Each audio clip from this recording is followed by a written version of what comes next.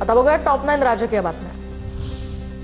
आधी गुजरातला गॅस तेल पुरवला जाईल, आधी गुजरात मग पूर्ण देश, देश मेला तरी चालेल, गुजरातला आधी तेल पुरवठा होईल, संजय राऊतांचा केंद्र सरकार आणि भाजपवर निशाणा।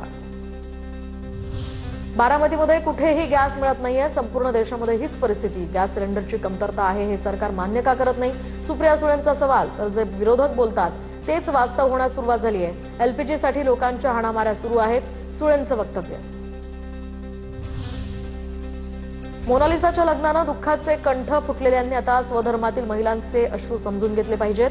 कुंभमेळ्यातील व्हायरल मुलीच्या मोनालिसाच्या लग्नावरून सामनात्मक वक्तव्य, राजे महाराजांनी राज्य टिकवण्यासाठी आपल्या मुली मोगलांना दिल्या, सामनात्मक दावा।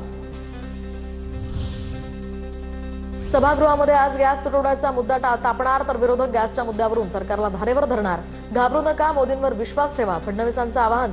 तर सिलेंडर आहे तर लोकांना द्या, त्यांना रांगा का लावाव्या लागतात, पटोलेंचा सवाल। महाराष्ट्र धर्म स्वातंत्र्य विधेयक 2026 विधानसभेमध्ये सादर, तर विधेयकावर सलग 3 दिवस सभागृहामध्ये चर्चा होणार, सभागृहातील चर्चा वादळी ठरण्याची सुद्धा शक्यता। दरम्यान बळजबरीनं फसवणूक करून किंवा आमिष दाखवून धर्मांतर केलं जात असल्याच्या ही घटना समोर। बारामती निवडणूक बिनविरोध करण्यासाठी राष्ट्रवादीचे प्रयत्न, तर राष्ट्रवादीचे नेते सगळ्या पक्षाच्या महत्त्वाच्या नेत्यांशी चर्चा करणार, बारामतीमध्ये उमेदवार देणार नसल्याचं सुप्रिया सुळेंनी जाहीर केलं, तर उमेदवारी अर्ज दाखल करण्यासाठी 30 मार्च ते 6 एप्रिलपर्यंत मुदत।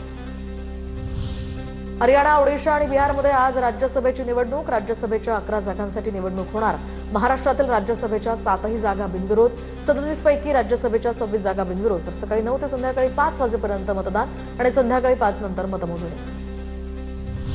अंबादास दानवेंना अज्ञाताकडून जीवे मारण्याची धमकी, अंबादास दानवेंचं छत्रपती संभाजीनगर पोलीस आयुक्तांना पत्र, धमक्यांमुळे माझ्या आणि माझ्या कुटुंबियांच्या संरक्षणाला धोका निर्माण होऊ शकतो अशी दानवेंना धमकी।